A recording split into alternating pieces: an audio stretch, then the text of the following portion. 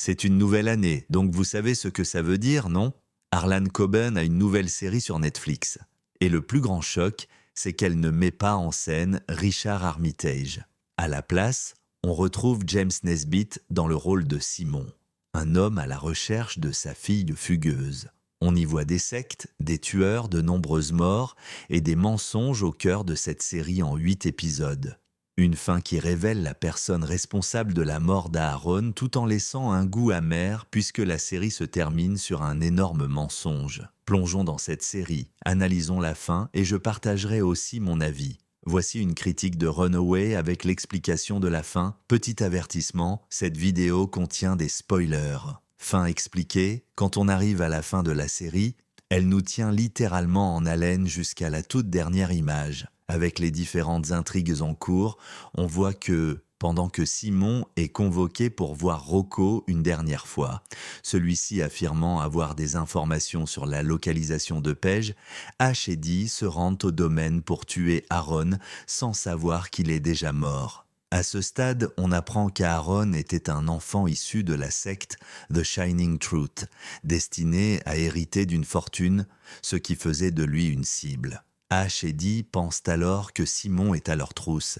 car Elena a reçu un message de lui sur son téléphone, message qu'ils découvrent après l'avoir tué. Ils suivent Simon dans le sous-sol où ils tentent une embuscade à Rocco et le tuent, Luther étant également abattu dans l'échange de tirs. Ash est tué, puis Dee, en poursuivant Simon, est projeté par-dessus le balcon avant de pouvoir le tuer et fait une chute mortelle. Cet acte est commis par un membre de The Shining Truth, une mère qui tentait de prévenir son fils et qui ne faisait pas réellement partie de la secte. Elle ne voulait pas que son enfant soit tué et refusait l'idée que les fils soient pourchassés. En tuant Dee, elle pensait empêcher d'autres meurtres. Après cela, Simon se retrouve à l'hôpital. Une fois rétabli, il rend visite à sa femme Ingrid, toujours dans le coma depuis qu'elle a été blessée par balle par Luther au début de la saison. C'est là qu'il retrouve Paige assise au chevet de sa mère. La fille qu'il cherchait désespérément est finalement venue à lui. Elle était en centre de désintoxication depuis un certain temps et essayait de remettre sa vie sur les rails après la mort d'Aaron.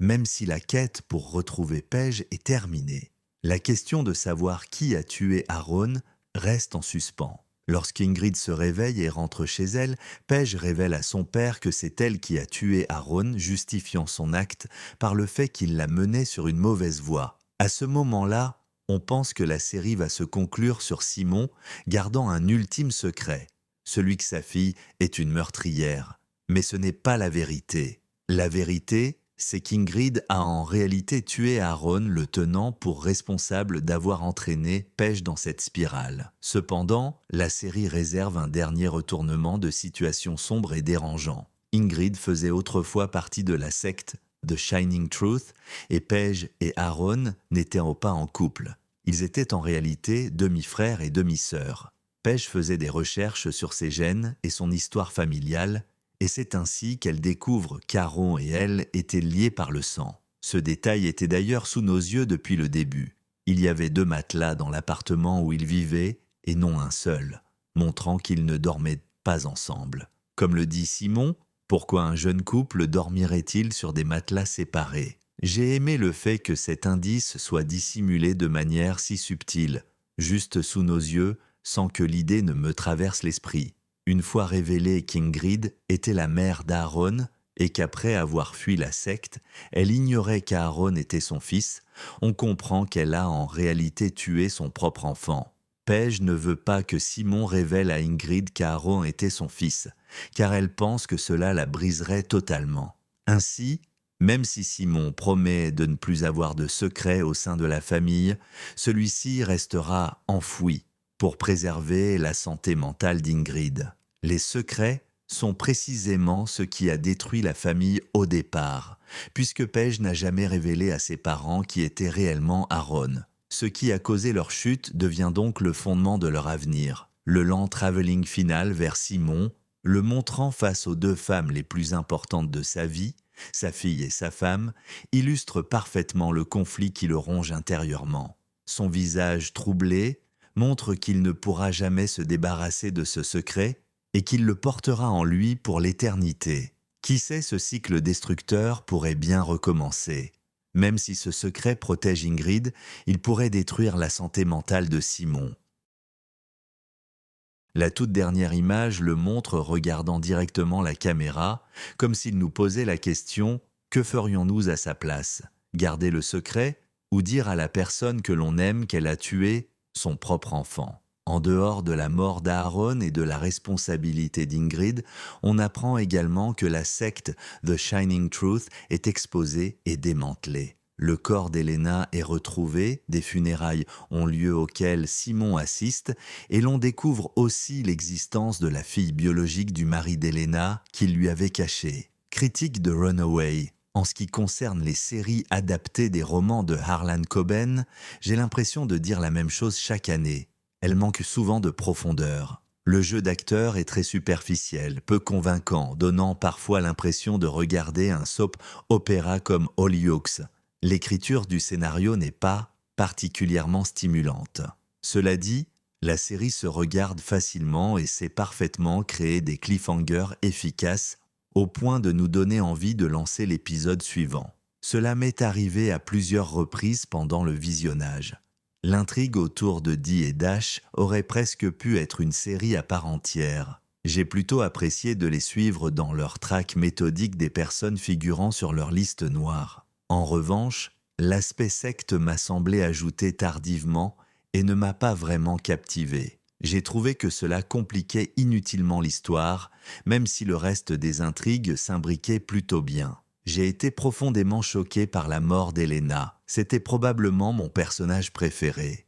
Et je ne pensais absolument pas qu'elle allait mourir. J'ai lancé l'épisode suivant immédiatement pour comprendre ce qui lui était arrivé. Concernant la disparition de Paige, même si je comprends le désespoir de Simon, c'est l'intrigue qui m'a le moins convaincu. Elle apparaît simplement au chevet du lit d'hôpital à la fin, ce que j'ai trouvé décevant. Toute la série repose sur sa fuite, les accusations contre elle et l'argent que Simon dépense pour la retrouver, pour qu'elle réapparaisse soudainement à la toute fin. Le nombre de morts et la manière dont elles sont montrées sont particulièrement violents. La série ne détourne pas le regard, ce qui est assez rafraîchissant, même si cela m'a surpris au départ. Côté interprétation, j'ai trouvé la majorité des performances assez faibles. Seuls 3 acteurs m'ont réellement convaincu. James Nesbitt, Simon, Ruth Jones, Elena et Maeve Courtier, Lily, Dee. Pour les autres, on a souvent l'impression qu'ils récitent leur texte, avec un niveau proche du théâtre scolaire. C'est particulièrement flagrant pour Ash et Sam, le fils de Simon. Globalement, cela frôle souvent le niveau d'un soupe. C'est sans doute pour cela que j'ai du mal à vraiment apprécier les séries de Harlan Coben. Je n'arrive jamais à m'immerger totalement, et le jeu d'acteur ne correspond pas à la gravité des thèmes abordés. Alors, est-ce que la série vaut le coup? Malgré ses faiblesses, elle reste regardable. Elle ne pousse pas vraiment à s'attacher aux personnages, ni à s'investir émotionnellement, mais elle est prenante. On comprend pourquoi elle était numéro 1 sur Netflix. Elle donne constamment envie de connaître la suite.